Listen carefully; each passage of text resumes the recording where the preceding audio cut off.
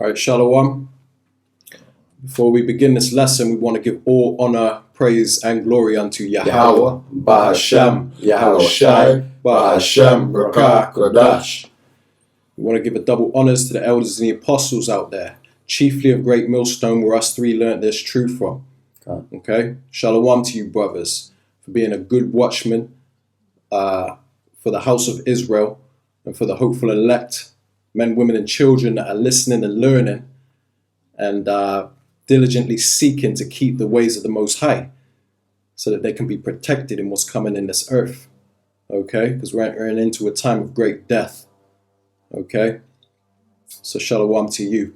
And to you Akwaf that are in order, meaning you Israelite sisters, shalom to you. Okay?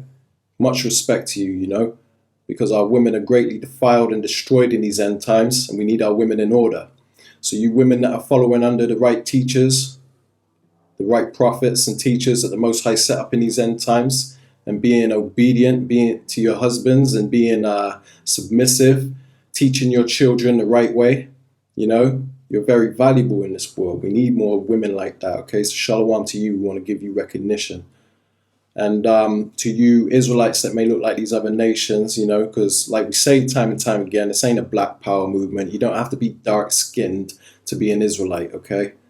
That's what a lot of people will try to say to try and demonize us and make us seem like we're some kind of cult or black power movement when it's not that, okay? So we got to clarify that and let you know that if you look like these other nations, you look like a so-called white man or an Arab or whatever, you know, but you're doing your best to keep the laws of the Most High, you could indeed be an Israelite, and we want to say shalom to you also. All right? So, through the spirit and power of Yahweh, Bahashem, Yahushai, we pray that this lesson be edifying to the hopeful elect out there. Shalom. Shalom. Shalom. So, the topic of this lesson today, we're going to touch bases on current events because there's a lot going on in the earth right now that you people out there need to be aware of. Okay? And one of the major things that's approaching is this famine that's coming. And, you know, the Bible talks about a famine of the word where you won't be able to hear the truth. And salvation is not always going to be open to you people out there. You know, you can't just call on the name of the Lord as soon as the Lord cracks the sky and think you're good. Okay, it don't work that way. You can't play the Most High for a fool, man. Okay, but also there's coming a famine of food and water. So you lot need to, you know, get prepared for that. And I don't mean by stocking up on food. Okay, that's only going to give you temporary relief. But in order to be protected from what's coming, you need to seek the ways of the Most High. Seek to please Him. Call on the right name, man. Okay? Learn under the right teachers. Get this truth while it's hot. You know? So, you know, we're going to bust out a few scriptures and speak on a few current events as far as what's going on in the world right now. You know? You've got a lot of war escalating in the world. Wars and rumors of wars, as it states in the book of Matthew chapter 24. And as a matter of fact, I think that'll be our first scripture we'll bring out. All right, so this is Matthew chapter 24, and I'm going to start at verse 3. And it says, As he sat upon the Mount of Olives, the disciples came unto him privately, saying, Tell us, when shall these things be, and what shall be the sign of thy coming and of the end of the world? So they're trying to inquire of Yahushai, who is the Son of the Most High, you know, what are going to be the signs of the end of the world. And Yahushai answered and said unto them, Take heed that no man deceive you, for many shall come in my name, saying, I am the Christ, or I am the Anointed, and shall deceive many. Okay? So we're living in a time where there's great deception in this world, and you don't know what to believe or who to follow. Okay? Well, ultimately, you need the Holy Spirit dealing with you in order for you to find the truth, because the elect will not be deceived. And that's prophecy. So you ought to pray that you're part of the hopeful elect, man. And pray that you're not deceived by these different doctrines, which ultimately is set up by the Most High, okay, to fish out the ones that he don't want, because he's looking for that fine gold. You know, the Most High is sifting out the new rulers of this new coming earth, okay? And he only wants the best of the best. So if your spirit gravitates toward lies, then you're not fit for the kingdom of heaven, man. You're not fit to rule in the kingdom of heaven. I'm going to read on. This is verse 6. It says, And ye shall hear of wars and rumors of wars. See that ye be not troubled, For all these things must come to pass, but the end is not yet. So be not troubled. When you see all this madness going on in the world, these scriptures are our comforter. This is giving us assurance that we know what time we're in, we know what to expect, while the rest of these heathens and devils are running around confused as hell, not knowing what the hell's going on, waiting on a jab to make things better. You know what I mean? And I don't mean a jab to the cheek. If you know what I'm saying, man. Yeah, and that war has been going on against the house of Israel for a long time. That's right. Sometimes not even a physical war. Physical war, yes, but also, a war for the mind, biological warfare, things like that. And this new push for the vaccines, which I'm sure we'll touch on in a little while, is a form of warfare. As you've said, there are wars and rumors of wars, yeah, but that's within the greater earthly strata, instead of the war against the people of the Most High has been going on for a while now. That's right. More than a minute. And war has more than one meaning, It doesn't necessarily mean, when people think of war, they think that you're going to get drafted or shipped off to Afghanistan. They think that that's what war is. Yeah. But war can go into your violent protests where people are throwing Molotovs at the police and all that. That's a form of war. Yeah. Okay. Like what they say now, China's economic war against US and the greater West as well. A trade war. Yeah, that trade war, you know what I mean? But that economic trade war has been going on against Jake as well for a very long time. Oh yeah. The mental programming into just being a consumer, instead of an entrepreneur. Because really and truly, even in a family structure, that should be a business. You know what I mean? Things should be, a nation should have a business in which they can distribute to the greater world. That's what every other nation does.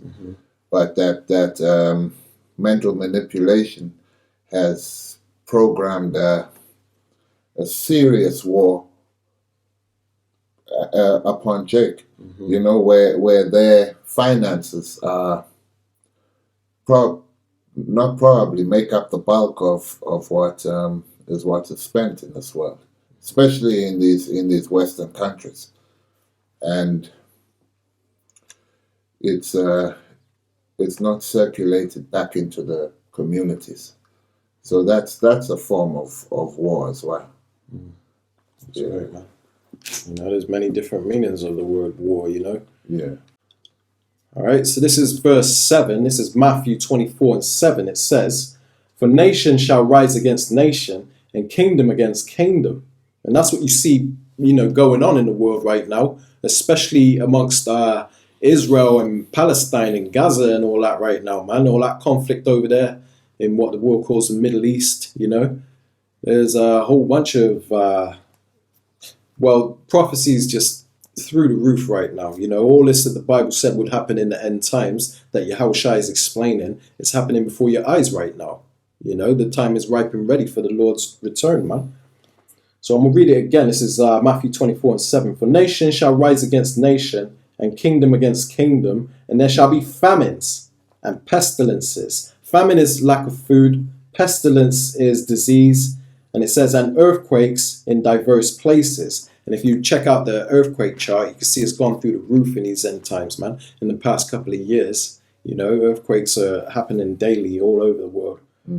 It says, verse 8, "All these are the beginning of sorrows." And that's key right there, because all this that you're seeing going on before your eyes right now is just the start of it, okay? And as soon as this famine kicks in, that's when things are going to get real, man, okay? So brace yourself, It is very important to take these scriptures serious and take the prophets and the teachers that the Most High has set up in these end times, take them serious. Don't dismiss them, because you'll regret that later. Okay? Most High willing will bring out a few scriptures to touch on that point, also, because that's scriptural, man. Yeah. Just to jump off the back of what you brought out in the Matthew 24, it's like you think about the times of when the Roman Empire surrounded us. If you look at Israelite history, you've got the Battle of, or the Siege of Jerusalem. You've got the Battle of Masada, and these things you can look up on YouTube as well. So you can look at these events in history and see what happened when famines came about. So in a small scale, you had it where the Siege of Jerusalem, you had different sects of Israelites fighting against each other, and the Romans sat back and watched us take each other out, and then you had fighting within Jerusalem, which destroyed our food storages. So it was easy for the enemy to then come in and surround us, so we couldn't get out and get food, and they starved us out basically, and we was in like a mini famine. It got so bad that they were eating their own children and everything like that. And you want to pray that you're not in a situation like that. And you can read about the Romans sort of surrounding Jerusalem in the book of Luke, chapter 21, verse 20. I won't read it, but the verse I wanted to sort of focus on was in Luke 21, verse 36. And it reads, "Watch ye therefore and pray always, that ye may be accounted worthy to escape all these things that shall come to pass." So these things are going to come to pass because it's written. Most High's words don't go out void. They accomplish what they've set out to do. And famines and destruction is part of that word. Continuing reading. It says, "That ye may be accounted worthy to escape all these things that shall come to pass, and to stand before the Son of Man." Because you want Yahweh Shai to reign on this earth. We want righteousness in this earth. We're calling out for it because there's too much wickedness going on. And if you're not accounted of that number, you're gonna fall victim to it. That's why we're out here trying to shake you and say, look, this is the way. Walk ye in it. That's right. You don't want to take the warning, then good luck when all hell breaks loose, because it's coming. You can see it. That's it, man. If you're spiritual, you can sense it in the air, man. That we're on the verge of something big. That's right. I mean, look at all the madness that's going on. It's back to back. Every day you switch on the news, there's something new going on in this world, man. That's the birth pains that Yahweh Shai was talking about. Yeah. And only the Most High can pull you through it. That's right. That's right. If you look at 70 AD, Israel was still a producer of its own food. That's right. Now, if you look today, like the scripture says, that you'll be, you'll rely on your enemy for want of all things. That's right. I've got that on deck if you want me to bring it out. Yeah. Drop it, man. All right. So this Deuteronomy 28. I'm gonna start at verse 47. It says, "Because thou servedst not Yahweh thy power with joyfulness and gladness of heart." Yeah. Sorry. Just to right. Because you served him not with joyfulness or gladness of heart. Because who did you serve? Thy father, the devil. You know what I mean? So you've served him in great abundance, and you've neglected the Most High. And even when we told you about it, you scoffed at it. Deuteronomy 28:47. "Because thou servest not Yahweh thy power with joyfulness and with gladness of heart, for the abundance of all things." Of all things. That's for right. the abundance of all things. The That's right. clothes on the back, the whip you're driving. So that roof over your head. The man. roof over your Waking head. up in the morning. Yeah, the fuel you put into that whip. Things that people take for granted, man. The food that you eat. Really important, man, because these all it takes is a global war or a global catastrophe for food supplies to start dwindling and ultimately get shut off. That's it. The elites aren't gonna want for food and things like that. That's it. People with great storehouses ain't gonna want, but the normal peons, that's who's gonna want for the food. You know what I mean? And Useless eaters. if you look back at the time, when the nation of Israel came out of Egypt, they got fed with manna, things like that. You know what I mean? So the Most High can make a plan for you. That's why I'm saying you're not gonna get through it without the intervention of a higher power. That's Whose right. name is Yahweh. That's right. That's right, man. Yeah. Go on. Verse 48, it says, "Therefore shalt thou serve thine enemies," not your friends, your enemies, "which Yahweh shall send against thee in hunger and in thirst and in nakedness and in want of all things. And he shall put a yoke of iron upon thy neck until he have destroyed thee." Yeah. Okay, so, this is sent of the Lord, our punishment, these curses that we're under as so-called blacks, so-called Latinos, and so-called Native Americans, man. This is why we're at the bottom of society, while we have nothing, we're continually oppressed, and we don't own anything of our own. If we want something to eat, we have to go to our enemies for that. It doesn't say our friends, it says our enemies. And who's ruling this earth right now? The whole earth is under the vibration of Edomite supremacy. The devil. Okay, the devil. Yeah, this is the devil's world, man. Okay, this is his kingdom. And to the end, towards the end, coming up to the end, it's gonna be really bitter and bloody, especially for Jake, who's comfortable, that comfort is your curse. So you got to think about with all the events that have been happening in the earth. Maybe not this year, but the end of last year, 2020, where you had the locusts that were eating the crops in Africa, just decimating the crops. That's right. Then you've got them migrating over to Iran and taking out their crops, and up into China and taking out their crops. These places are being affected. These are not just occurrences, random occurrences. This is being sent by the Lord. The Lord is sending these plagues on the earth. And what's it going to do? All these things are adding up. That's right. So the food security is at an all-time low. Nobody knows when the next meal is going to happen. I mean, the Evergreen, the big ship that got stuck in the Suez Canal, the tanker. Like there was food in there that gone rotten, from sitting there. Like these are all things that are leading up to these famines. You've got Salaki, you got maybe not to the point where there won't be any food, but these third world countries that don't have the food, they're going to go to the open markets, the world markets, looking for food, which is going to drive prices up. After all the restrictions and the lockdown, people lost their jobs and people are struggling. They're like barely making any money and all this other stuff because, there's no jobs or nothing going on. They're going to be in bad shape because they're not going to be able to afford anything. They're already struggling as it is. So yeah, you'll have people that are struggling right now, the ones that are seeking government assistance. They're not going to be able to afford food. So what do you think is going to happen there when they're starving? Lawlessness is going to kick in.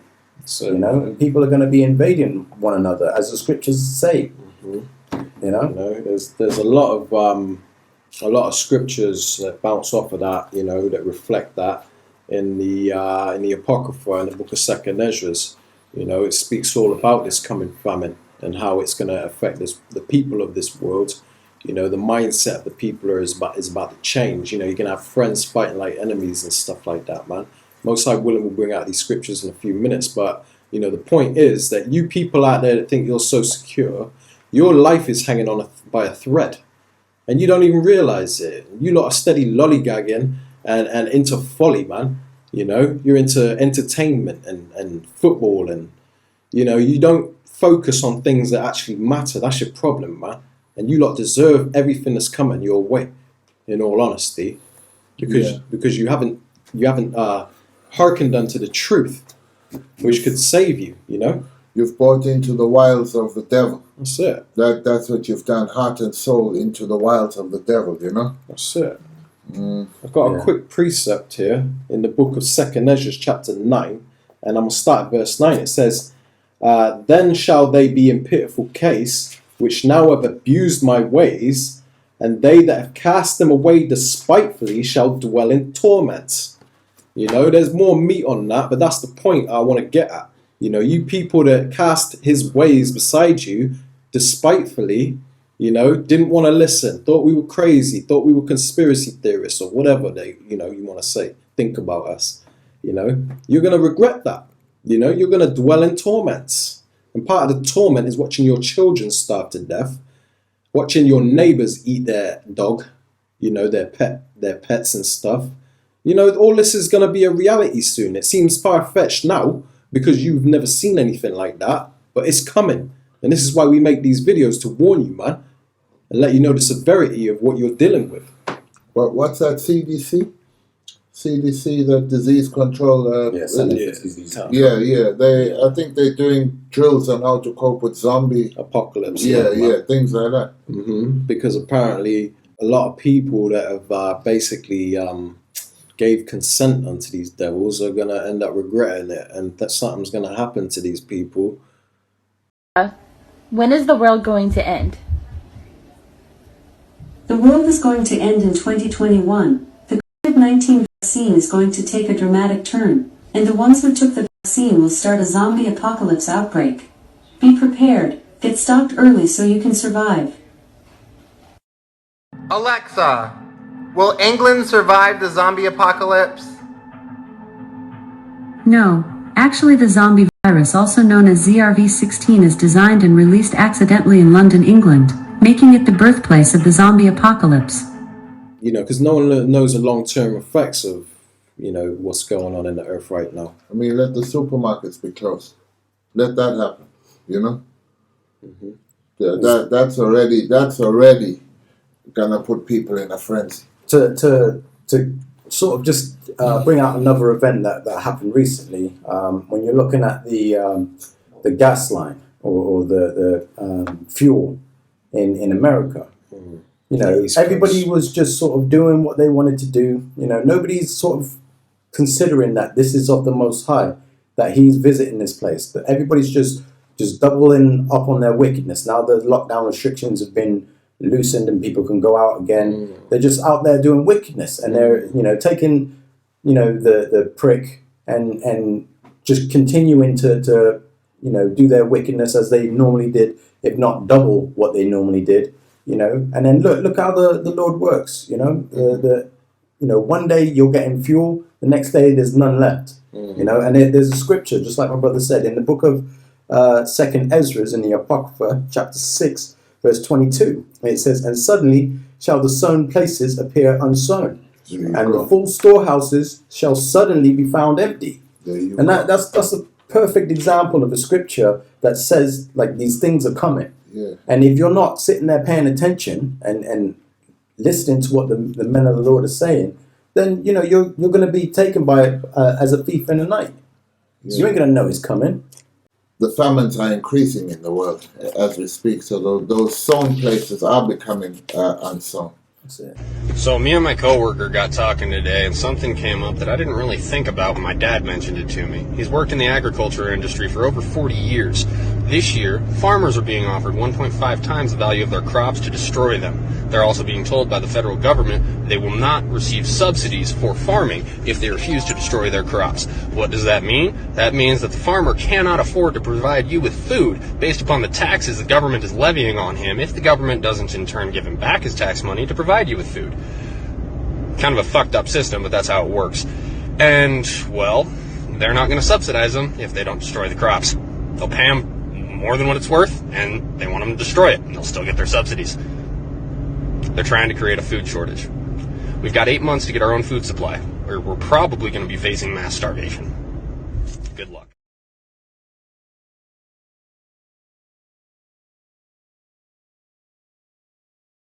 That's right. That's why a lot of these farmers, you're saying, are committing suicide or selling up and moving on. Yeah, because there's no subsistence farming anymore. It's all commercialized farming. Big conglomerates controlling the markets. You know what I mean? So if you're not in with them, you can't really make a living off of this thing. You know what I mean? So what happens over generation to generation? People get less and less acclimatized to this life. You know, so you're in a situation now where hardly anybody knows how to plant. Nobody knows any animal husbandry or how to rear animals. Nobody knows any of that. Mm-hmm. So you're solely reliant on what's given to you. you know, through the supermarkets, through this whole demonic food chain, because basically we're amongst the Gentiles eating our defiled bread, and all of this is like the wool being pulled over the general population by these hidden powers, chiefly from the house of Esau. But we're here to pull back that curtain now and tell you, you know what I mean? The only way out of this is through the creator of the heavens and the earth. You know? He's only letting this guy masquerade as somebody for a little while, for a fragment of time. And when you in the kingdom living forever, you'll know how short this time is. But a lot of people in a short time want to give over their whole being unto this demonic system that we have. You know, instead of girding your loins like a man and continuing in righteousness, you know, you want to. Hey, listen, man, continuing in sin and wickedness, that's hard too. You know, that's hard to keep that up. Ask Kanye West. It'll bug you out. You know what I mean? It'll bug you out. You know what I'm saying? You could use this time as a time to wean yourself off of the sin, you know, till you've cast it away from you. That's what the grace period is about, man. That's right. You know, and take on righteousness unto yourself. I just want to read on a little bit because there was more meat on that what my brother here brought out in the book of 2nd Ezra chapter 6, and he brought out verse 22 about the sown places appearing unsown suddenly. That's your Walmart, your Asda, you know, your Food Lion or your Tesco's, you know, all these places you're going to see the shelves empty all of a sudden. Okay, that's the start of that famine. And verse 23, it says, and the trumpet shall give a sound, which when every man heareth, they shall be suddenly afraid. And, you know, that's when, you know, that term where people say shit hit the fan. That's what that means. It's not a physical trumpet. You're going to be outside and hear a trumpet in the sky. Okay, it's just saying that, you know, there's gonna be an alarm going off, basically spiritually, letting you know that things are getting real now. Okay, playtime's over. You know, so verse 24 it says, at that time shall friends fight one against another like enemies.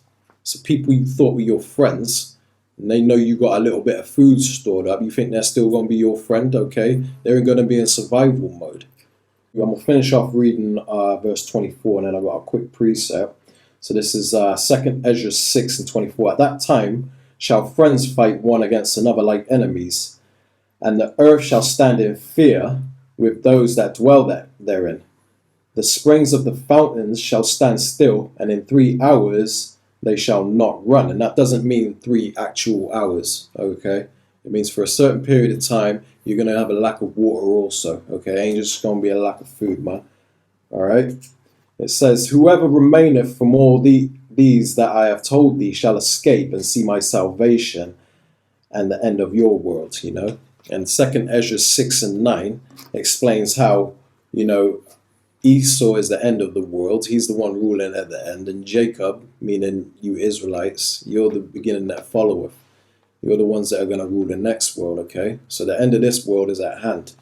Now I want to quick jump to the book of 2nd Ezra 15 and 19, because this is a precept, and it says, a man shall have no pity upon his neighbor, but shall destroy their houses with the sword and spoil their goods because of the lack of bread and for great tribulation.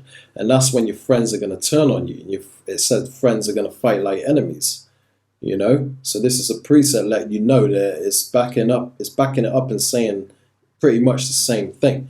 That a man is going to have no pity on his neighbor. He's going to kick in his door and try and find what he can to survive. Okay, people are going to go into purge mode, man. People are going to get animalistic in this world because they're going to be desperate and fighting for survival. When the whole time all they had to do was listen to the words of the prophets, man, which is the mouthpiece of the Most High. Listen to the words of the Most High. You know, keep his laws. Incline your ear to him, man. Build that faith up. Build up that faith, you know. And that's another reason why it's really important for a man of the Most High not to be in all type of folly. not to get himself used to all types of Bread and circus. yeah, and convenience, things like that. You know, things that will make him soft in a time of trouble. You know, fast. You know, do things like that. Do things like eating just enough to satisfy your hunger. You know, drinking just enough to quench your thirst. We do things like building up your faith, so you know that tomorrow the Most High will provide, and put that faith in Him that He's gonna provide. You know, Fasting helps a lot because what you're doing is training your body to get used to not having food for a little bit, you know? Because when you first start fasting, you'll realize that, man, that day felt like 2 days or something. You know, you're just watching the clock, waiting for that time when you can eat. And that's how it's naturally it's going to be like that when you first fast. But as time goes on, you get used to fasting. You feel like you can go 2 or 3 days, man. You know, you feel like that was nothing. It's nothing like when you first did it, and that's getting you used to surviving without food a little bit longer than the average person out there, man. You know, the lusts of the flesh are heavy, man. They can trip you up if you let it. so, man. You know, let me eat the chocolate. Okay, I eat the chocolate. Okay, let me open another one. And here in Babylon, you can do that. Now you're on your 6th one. You know what I mean? Oh, it's nice. 6th one. A grown man, maybe of 40. 6 chocolate in his mouth. Oh, yeah. Open those big family-sized bag of crisps. Psh, there you're going again. You know? Can of pop. Psh, Sprite. Yeah. You know what I mean? Oh, man of the Most High can't be like that, man. That's it. Esau has made everybody dependent in this society. And he's made it to a point now, if he switches it off, you have no other choice but to go to him. You know what I mean? Like, because most people out there don't know how to go out and hunt their own food, or if they were put in that position, like if everything just shut down in society, you know, they know how to grow, like we were bringing out earlier. Would they know how to grow plants? You know, would they know how to hunt? Would they know how to make shelter, make a fire? You know what I mean? Like, a lot of people don't know this stuff. You don't know shit. You know, people don't know this stuff because that's how Esau and society has made things. They want you dependent on them, then they can put you in that mind state. So when prophecy is fulfilled, they can shut it off, and now you're dependent on them. Now they can say, okay, I want you to do this in order to get this, and you'll do it. Yeah. Can you heal yourself with the herbs in your region, or you're dependent on the pharmaceuticals? You know? Can you forage for the food that you need, or you're dependent on the supermarket? I know. Most people are, when they get hungry and there's no food in the cupboards, they don't go out and hunt for it. They just go to Tesco's or Sainsbury's and just pick it off the shelf. That ain't hunting, that's just convenience. You know, even if we were put in that position where we had to hunt for food, you know, we probably starved to death, even us, man.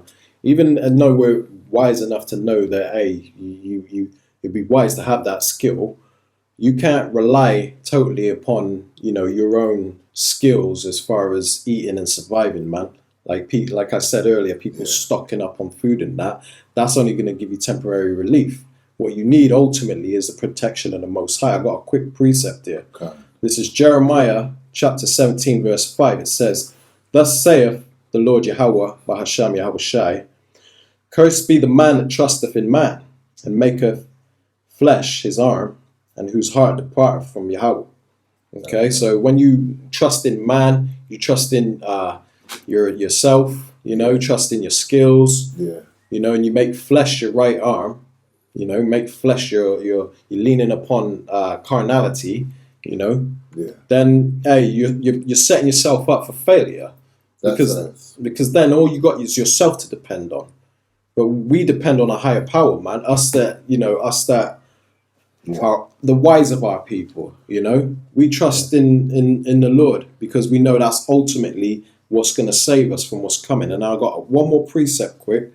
This is the book of Zephaniah, chapter 2 and verse 3. It says, "Seek ye Yahweh, Bahasham Yahweh Shai, all ye meek of the earth, which have wrought his judgment." That's talking about you Israelites, okay? You're the ones that are under the curse and that are receiving the Most High's judgment at this time in history, It says, "Seek ye Yahweh, all ye meek of the earth, which have wrought his judgment. Seek righteousness, seek meekness, It may be ye shall be hid in the day of Yahweh's anger. Okay, and this pretty much now is the day of Yahweh's anger. There's a build up to it. Okay, you got the final day when the nukes drop and decimate America, putting an end to wickedness. But we're in that time where, you know, the Lord is visiting this world, you know, and if you want to be hid from the Lord's anger, you got to seek meekness, seek righteousness.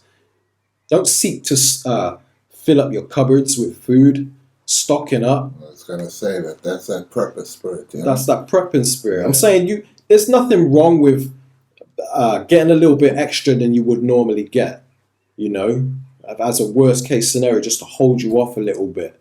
You know, it doesn't mean that you don't have faith in the Most High. By all means, get you a few extra bits that you wouldn't normally get. You know, that might help you a little bit here and there. If the Spirit leads you to do that, man. Yeah. But ultimately, the Most High is the one that's going to determine who lives and who dies, you know. That's right. You're even going to be satisfied temporarily, or you're going to make yourself a target. That's right, man. You know, because people are going to, you know, be looking for food. You know, and it ain't going to be like, oh yeah, you know, I'll just hide it in my drawers or hide it under the cupboard. People are going through your house and they ain't leaving until they find something. I know you got something in here. That's right. You're looking too healthy at the moment. The zombies will be very calculating, Yeah. not walking like they'll be very calculating and manipulating. Yeah, you got them zombie films where they're walking slow, but then you got them other zombies that literally trying to you know, running at you, doing the Usain Bolt at you, man, and I mean? ain't stopping, ain't getting tired, man. That hunger is just driving them. Desperately. And I don't know if people out there remember, but that Foot Locker advert, that Foot Locker commercial that they released, where it lets you pretty much know that the elites know the scenarios leading up to the end of the world, man.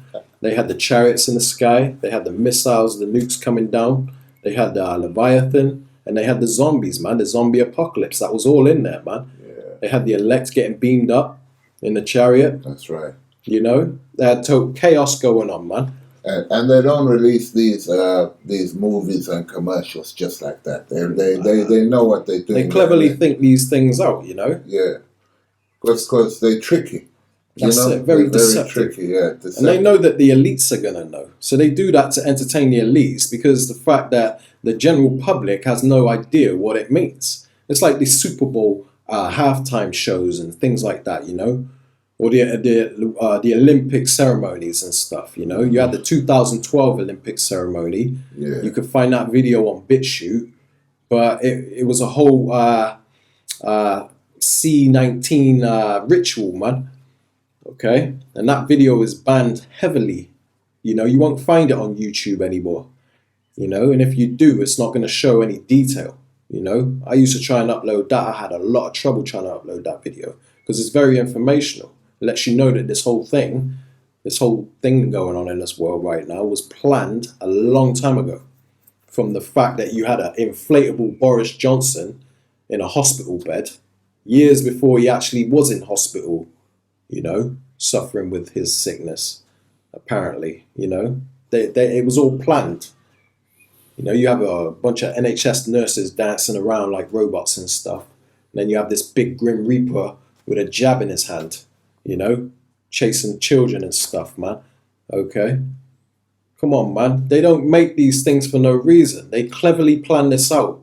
This is the reason why they call themselves the Illuminati. Because that means that the word Illuminati means enlightened ones. It means the ones that have the knowledge that the general public don't possess. Yeah, this is the book of Ephesians chapter 6 and 10. And it says, "Finally, my brethren, be strong in the Lord and in the power of his might.